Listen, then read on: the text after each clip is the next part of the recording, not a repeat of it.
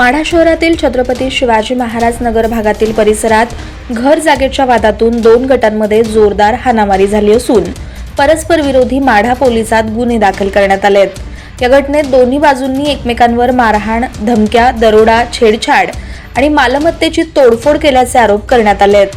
पहिल्या गुन्ह्यात फिर्यादी वैशाली साळुंके राहणार माढा यांनी दिलेल्या तक्रारीनुसार सुमन डिकोळे, सुगंधा डिकोळे, अंकुश डिकोळे, अभिषेक डिकोळे सर्व राहणार माढा यांच्यासह 10 ते 12 अनोळखी व्यक्तीवर गुन्हा नोंदवण्यात आलाय।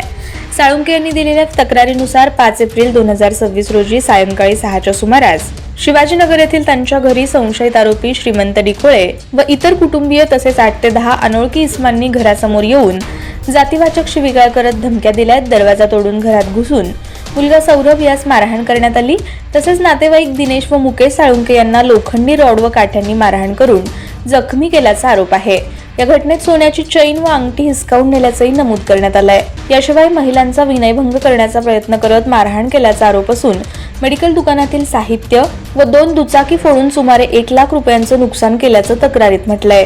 या प्रकरणी अॅट्रॉसिटीसह गंभीर स्वरूपाचे गुन्हे दाखल करण्यात आलेत। या घटनेचे सीसीटीव्ही फुटेज आपण जर पाहिलं तर किती गंभीर स्वरूपाची ही घटना आहे आणि हल्ला आहे हे स्पष्ट होतं। ऑनलाईन रिपोर्टसाठी संदीप शिंदे, माढा।